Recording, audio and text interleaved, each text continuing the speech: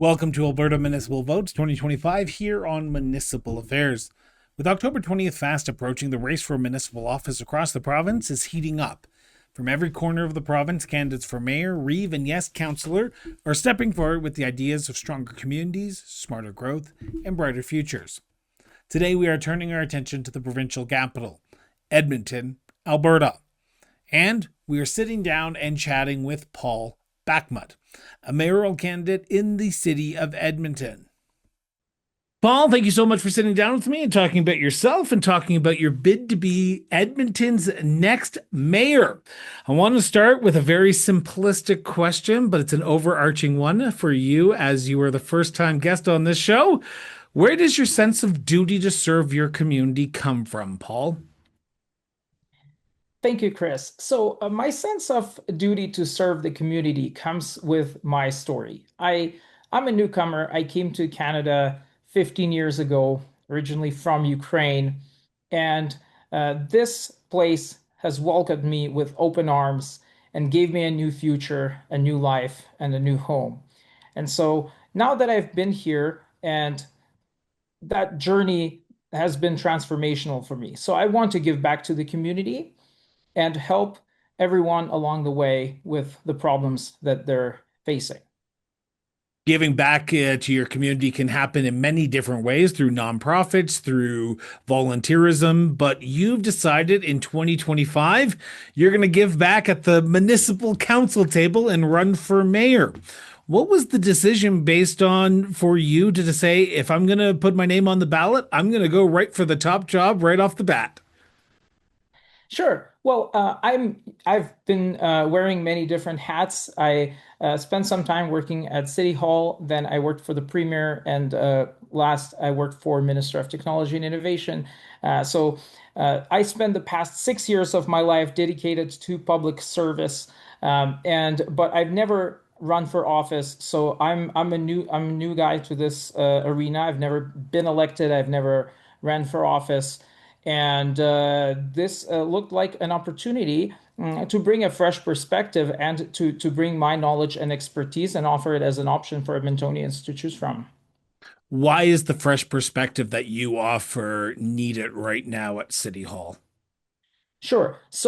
Chris, thank you. So, I think the fresh perspective will make a lot of difference because what we see from a lot of the representation there is that we see the same people who've been there for a long time uh, going for it. And my view is that if you have the same people running for office doing the same thing, you can expect the same results. And I think that we should not settle for just good enough, that we should try more. I believe that Edmonton can be so much more.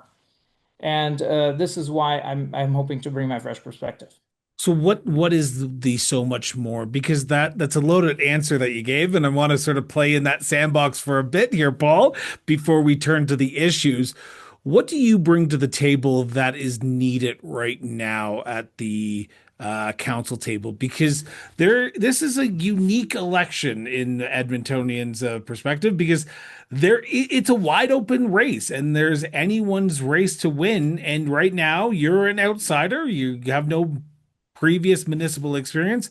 Why do you believe you would be best to represent all Edmontonians after October 21st if you were so lucky to be elected? So I would say that I bring the mindset of abundance. I think that there should be no compromise between lowering taxes or increasing services. That sometimes we get stuck in debating left or right when what is needed is to move forward. I think that in Edmonton, we have over 1 million people, amazing people, and they want different things and they have different opinions. So, how do we make the best result and outcomes that serve all?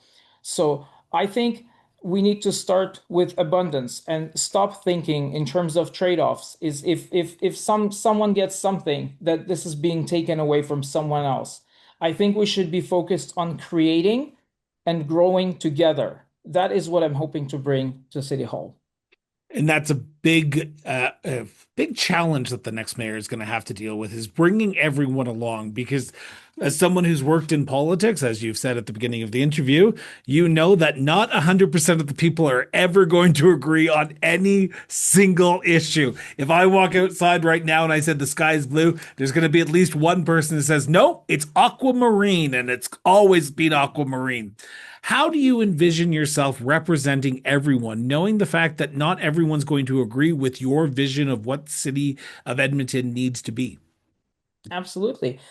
So this is where listening is key because when you have different perspectives, when you have different interests clashing, there are always going to be trade-offs and there will be decisions that are unpopular. But what is important is to really care and really listen to people to make sure that no one is ignored and then come to a consensus, right? So that is what is needed, I think, right now, because we can never agree if you will never get a uniform consensus. And this is the beauty of democracy. People have different opinions, and I respect that a lot. But you, as the team leader, and I say team leader as in the team leader of council, as the next mayor, you'll have to bring a bunch of people around that council table together. And for those who might be tuning in and might not know about you, you're running as an independent. There are party politics in the city of Edmonton right now, but you're running as an independent candidate, as in you have no party affiliation. How do you bring people who might be on the Better Edmonton Party, the Pace Party, the Independents to work together towards that common goal? Because while we are seeing dysfunction right now at an all-time high at municipal politics, we need a mayor, a council that can work together. Can you do that?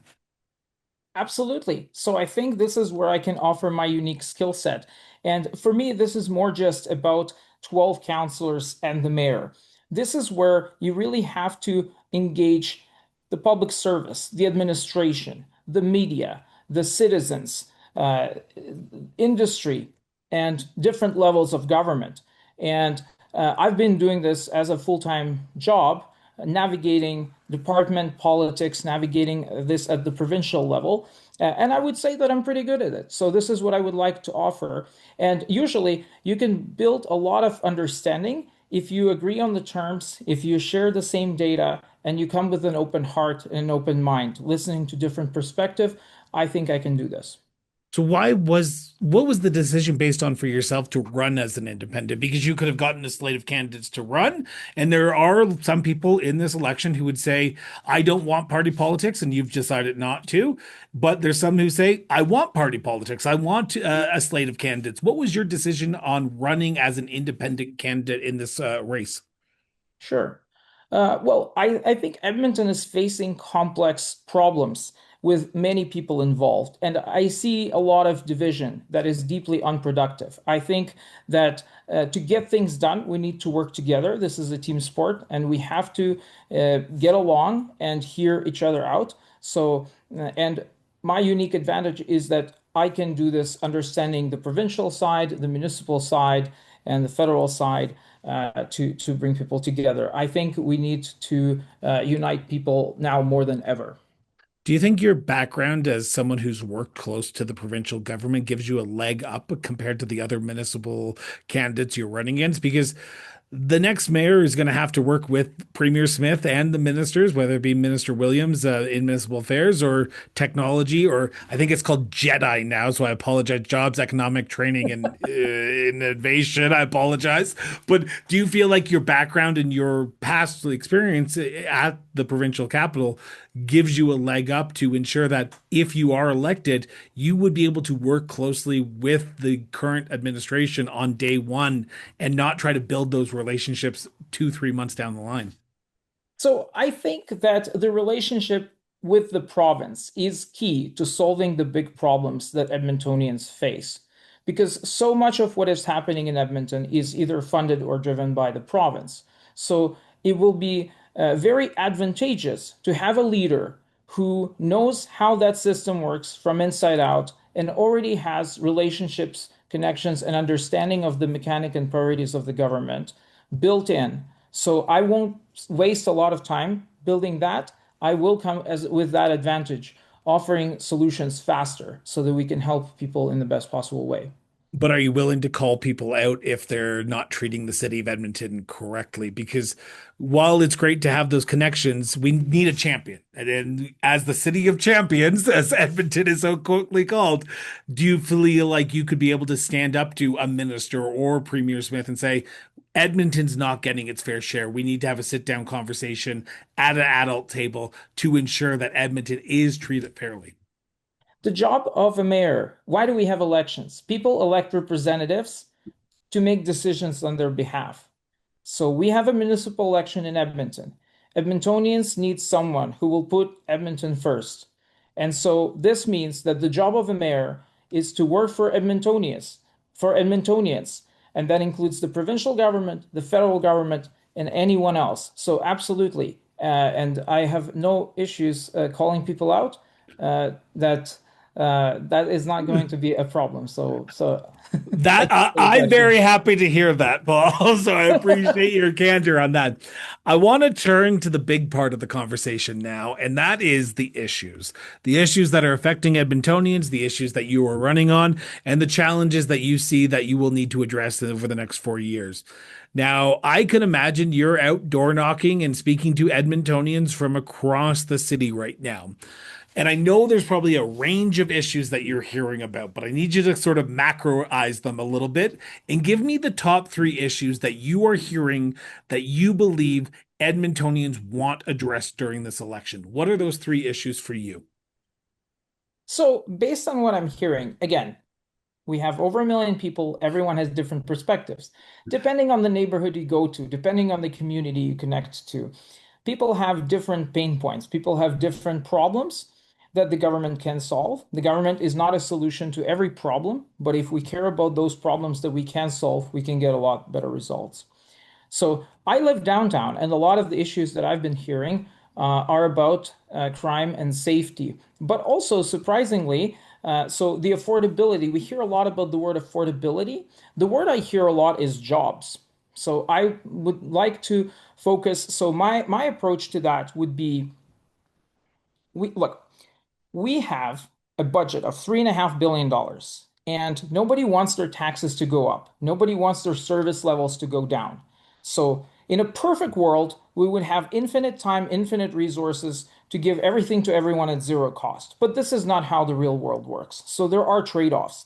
And I think that by bringing economic abundance, by making Edmonton more attractive for businesses, we can have more money, grow the pie, make more money in the economy, and then we will enable these options that for those who want their taxes to go down, we must have the level of prosperity that allows to deliver that. For those who want increased services, and most people likely want both.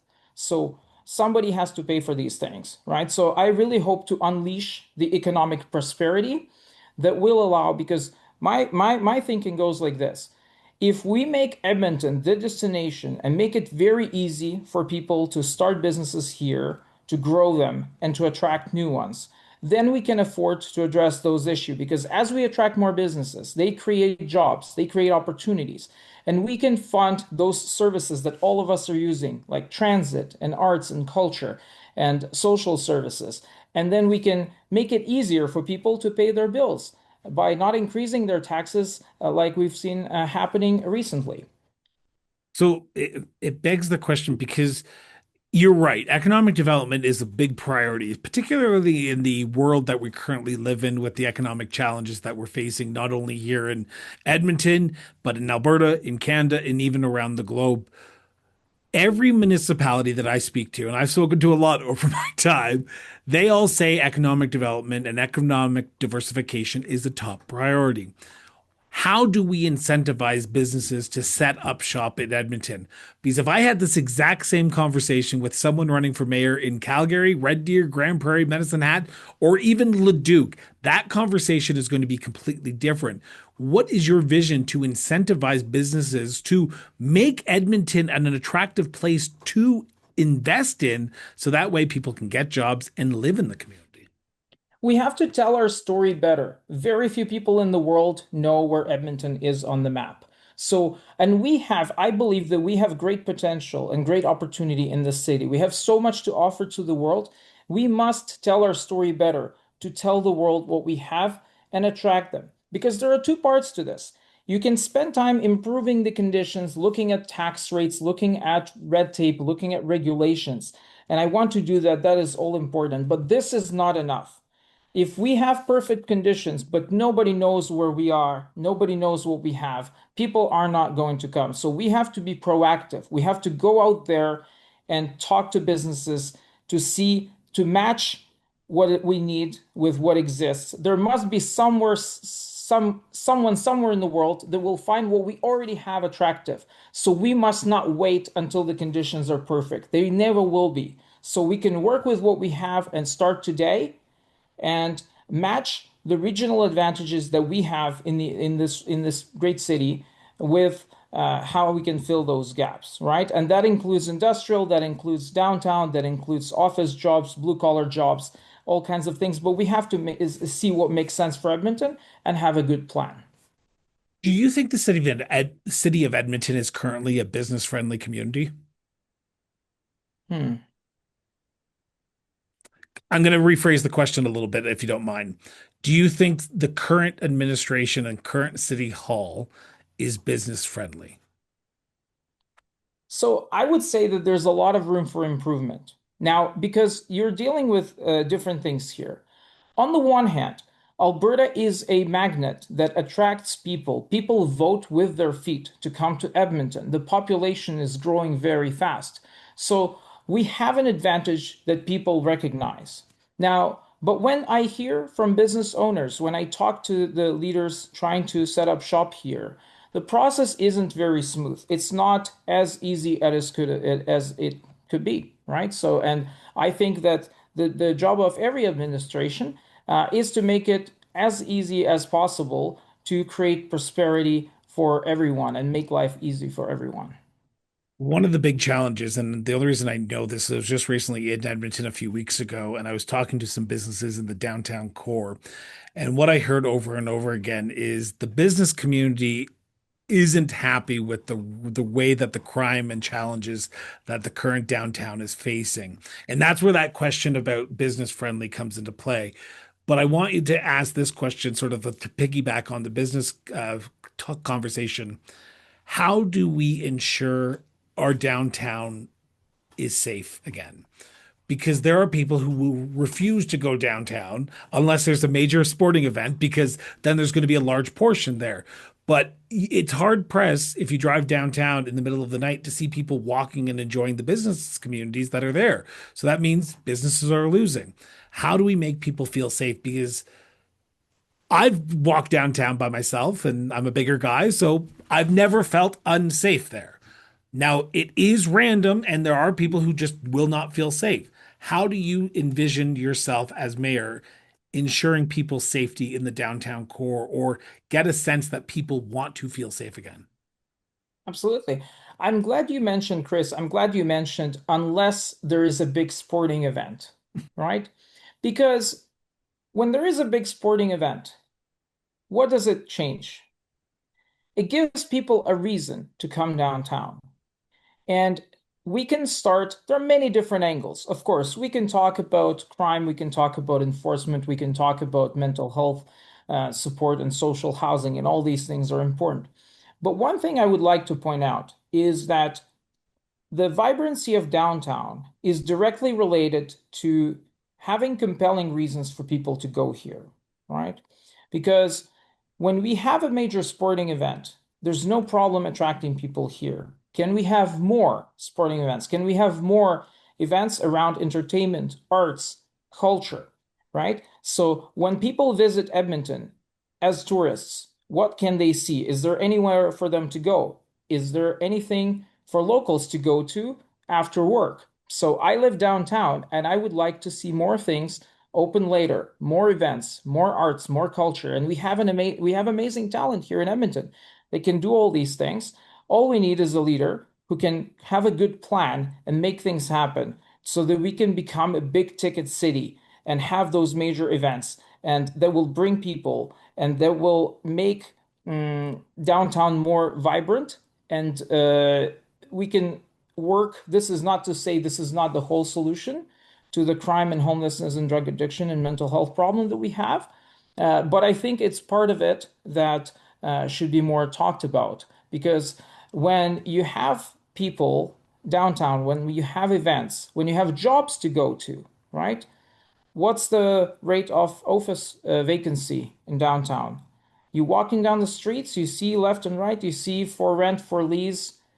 What can we do to fill those spaces? Let's have a plan. I don't have all the answers. Let's have a plan, not just how to leverage city assets, but how to leverage city to help private business owners, private sector to build here. As we develop those reasons to come downtown, I think we will see more people and crime will become less common. The, it's great to have a plan, and I agree that you need to have a plan. You're running for a municipal office. What's the plan? And I know that's sort of the $1 million question to sort of put it out on the table in a podcast slash audio video stream. But what do you see as your solution to solve the issue? Because vagrancy is at an all-time high, houselessness is at an all-time high, mental health and addiction is an all-time high, and that's just because we're seeing it more often and it's more prominent now. How do we solve this issue? And I know you're one voice, and in our system, in our democratic system in Alberta, mayors have as much of a vote as a councillor. So you need to bring your team together. So, what's your vision to ensure that the business community is thriving in the downtown and that downtown core becomes a place where people do want to congregate again? Absolutely. Well, I think the good policy is tied to good stakeholder engagement. So you have to bring people together, and uh, people want to be listened to, and they have great ideas. We have a lot of people are involved in this issue. So we have to bring them together. We have to listen because I'm not going to engineer a plan without consulting people first, right? So first thing that I would do is to sit down with the council. I don't know who's going to be on the council. Yeah. So we will have to see. I will sit down with whoever gets elected from whichever party they come with an open mind and see what their solutions would like, what they, but also listen to the experts and listen to people who are affected, listen to people who are struggling, listen to people who can solve these problems. I think if we work together, I think people underestimate the extent to which this is a coordination problem. If we have better coordination, and if we share data, and I hope really to bring also the technology and innovation angle to this as well, right? Because if we don't know what's going on, we will never be able to make decisions that make sense. So we have to understand what is happening, work together in a way that is very smooth, that allows for easy collaboration. Because I think we might have different perspectives, we come from different places, but ultimately we all want a better city. You bring up engagement, and I want to play in that sandbox for a second before we turn back to affordability, because that's what I'm assuming we're going to be chatting for a bit about. Engagement is a priority for any municipal elected leader. And in 2025, I have heard more people talk about engagement than I've ever have in my time covering municipal politics. There's a sense from residents that once the election happens, engagement stops. And that means the politicians go work at City Hall and they don't engage. What is your plan to ensure that you engage with everyone?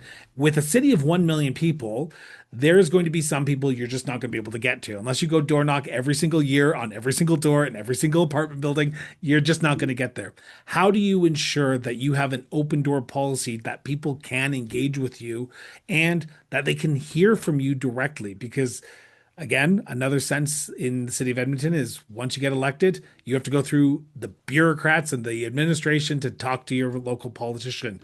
Do you want to be hands on and actually talk to people on a regular basis? So I do want to be hands-on, but I would also like to see improvement in those systems that people use when they reach out to the administration, because you have two different levels here and they're not necessarily well connected. So we have, for example, the 311 app that was built with the idea of facilitating that engagement. That was built back in 2014, right? And that's pretty old. It haven't changed all that much. If you go on edmonton.ca and see, they still have iPhone 6 in this video. Apple just released iPhone 17 yesterday. So it's been some time, and we need modern tools that allow this communication, not one way, but in a way that will eliminate those things. Because I remember when my first political public service type of job was an assistant to a city councilor. And people would reach out because they were not successful with the 311. They were not successful. They couldn't get through, or their problems weren't solved. So they escalated to the council. So similarly, why does everyone want to talk to mayor? Because they believe that they can solve the problems. So, but if you design services, if you solve these problems, if you anticipate the needs and you design services that are enjoyable, that are fast, that are efficient, then there is no need to complain about because the problem does not exist. So I think it is important to listen all the time, but it's also important to work to improve services to give people less reasons to complain about. I want to turn to affordability because you talked about it at the beginning of the issues segment, and I want to sort of ask this sort of starting question before I get into the deep dive. Do you believe the city of Edmonton spends property tax dollars wisely? So this is a big issue for me that I want to talk about because I think when it comes to spending public dollars, what we need most right now is transparency because there's a big black box where people don't know where their taxes go. And I see this as a big problem. This is public money. The public deserves the answers. Where does the money go? I don't know all the answers because I don't know myself. So I cannot say if the city is spending money right or wrong unless we understand where it goes. So I got a thing in the mail that says that here's the breakdown of a typical, say, police service, $44 a month on a typical home with this assessed value.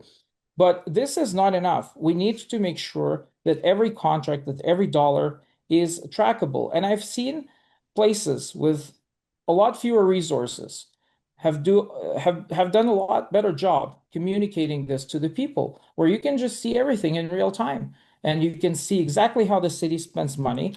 That makes it easier for decision makers to make proper decisions. That makes it easier for businesses to sell to the city because they know what the city is buying. Makes it easier for journalists to find out what is happening. They don't have to file freedom of information requests. They can just see it. And it makes it easier for citizens to trust government because they know what is going on and they can make judgment for yourselves. They don't have to rely on the third-party reports or on audits or on studies. They can just see what was purchased when, from whom, and for what purpose. So I think with greater transparency, we will be in a better position to make those decisions because we always like to talk high level stuff. Should we spend more on police? Should we spend more on transit?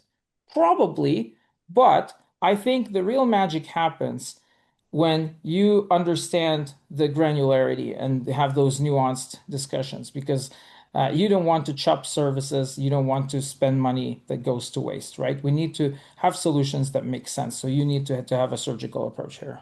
It's an important conversation because the one of the very first things that the next municipal council will have to do is pass a budget, and that means you're going to have to look at the budget as it's presented and look and basically drink from the fire hose, as I often call it, because you have to make a decision very quickly about where the property taxes are going to be going and what the rate is going to be. Now, it's true. Like, unless you're a nerd like some of us and me, like who like lives this stuff on a regular basis, you're not reading the 200, 300 page budget report and budget the capital and operating budgets. Will you pause the budget cycle to ensure that you do have a chance to deep dive into seeing where the money is going? Because you don't want to just pass a budget willy-nilly and say, okay, we're just going to pass what the last council looked at. Are you willing to pause it and say, okay, let's do a little deep dive because our new council needs to be able to sell this to the people of Edmonton? I would need more information to make this judgment call because right now, depending on what's in it, of course, in a perfect world, you want to have so with any plan, you will have a short-term, medium-term, and long-term plan, right? So when I mentioned transparency around procurement and the being able to track every dollar, this is the system that I would like the city of Edmonton to have. Now, When you look at places where this was done, this was not done overnight. It still takes time to build it, and it might take more time than just delaying the budget. So sometimes you need to make decisions fast and act decisively based on whatever information is available, making sure that you ask the right questions and consult with people who can provide you the best information, as imperfect as it is. So I'm prepared to make fast decisions when it's needed, but the long term, we will definitely have more transparency if I'm a mayor. One of the big things that I often hear from residents across any major city is if I pay my property taxes, I want that tangible item that I feel like my property tax dollars are being spent on me. Whether it be the services that I use, the parks that I play in, my kids play in, the transit that I ride, I want it to be spent on me. But in the reality that we live in, municipalities do not run deficits. They have to balance their budgets every year. Yes, they can put money into the operating reserves, they can put money into debentures, but at the end of the day, they have to balance their budget. And that means you're not going to please 100% of the people with the issues that they want solved. How do you see yourself being able to balance the needs of the community of Edmonton with the individual needs? Because you're going to upset people when it comes to budget items, and sometimes their items are not going to be solved that year that they're asking for. How do you see yourself being able to do that? Is it just communications, or is there another aspect of just being truthful and honest with people that we just aren't going to be able to do it? So I think it's unfortunate reality of public service is that when you enter it at a certain stage, most things you inherit, and sometimes they're in bad shape. Sometimes they're in a very bad shape. So, Are we going to talk about construction here, Paul, for a few minutes? Because I feel like you're ramping up for the construction talk of all year, and because that's a big concern. Construction is a major concern that I'm hearing. sure, would like to talk about any topic you suggest for sure. So, what I was going to say is that I understand that we have to face the reality. The finances are not in the best shape and you cannot run deficits. So there might be a time for some unpopular decisions. But as long as we are transparent and tell people the truth, that is one commitment that you can have from me. I'm not going to BS the Edmontonians. So they will see exactly what is going on and how we ended up where we are. And we will have to, there's going to be a trade-off with every decision. So we have to balance the interests of different people and act accordingly. The affordability challenge that the municipalities are facing right now comes in many different forms. And just recently, over the last few months, the topic of municipalities needing to stay in their lane has been on the top of a lot of people's minds, with Minister Williams saying that in some press release, in some news articles about municipalities needing to stick to what they're supposed to be doing: infrastructure, parks, recreation. Do you believe and do you see yourself being a mayor in championing the issues that are prominent and in the jurisdictional purview of the municipality and not playing in the jurisdiction that the province and the federal government has? Because there might be some who say the municipality is spending on issues that they have no right to be spending on. And the municipality should be spending on infrastructure, which is what we need right now. We need to build, we need to grow our communities, we need to have affordable housing. How do you see yourself being able to balance what the municipality should be doing with what the municipality's residents want you to be doing? So I think for me, this is about being a champion for Edmontonians. So I don't think of in terms of, I don't think about leadership in terms of staying in your lane. Of course, things work best when everyone is doing their job. This is what we want to have. But people first, if they demand the city to do something, I'm not going to say no to provide better services for Edmontonians and give them what they want, provided that we have resources to do so. So I'm cautious of time here, and I want to talk about construction and bike lanes for a second before we turn to the wrap up. Construction season happens all the time, and that means that could have a massive impact on people's day-to-day lives. One of the big concerns around construction is communication about when it's actually going to happen and how it's going to affect people's lives. There is a sense, and I say this being the guy who's done this a lot, that sometimes you can't communicate to everyone in an appropriate way because people just are busy. How do you ensure people understand that construction is needed and that their lives are going to be disrupted or their businesses are going to be disrupted over time? So construction is one of those things that it's a good problem to have when I like seeing things being built and Edmonton is growing. And there is friction involved with this, but I think there's definitely room to improving communication around that. And this is where we can use technologies, just make it easier for people to know what's going on. What's your position on bike lanes in the city of Edmonton? Hmm. So there is a lot of tension and different views on bike lanes. So I try hard not to get myself into a culture war debates where I'm boxed into the like I don't want to be the You're bike running guy for or mayor, e-bike you guy know that, guy. right, Paul? So I think when it comes to transportation, what I would like to have is improvement of all modes of transportation, and that includes bike lanes, right? So I would like to see better roads, better transit, more direct flights from Edmonton and to Edmonton. So I agree more wholeheartedly with that. walkable city for those who walk, for pedestrians, and yes, for bike lanes. So I'm in favor of improvements in all modes of transportation. But of course, you have to get into details about any specific project. And I'm not in a position right now to make a call. I'm not going to comment on any particular bike lane because I haven't studied the context. There's a lot of context that is important. No, and I appreciate your honesty and candor on that. I want to turn to the future now, if you don't mind. And let's talk about what priority number one will be if Paul is elected on October 20th. What is priority number one for you as the next city mayor of the city of Edmonton?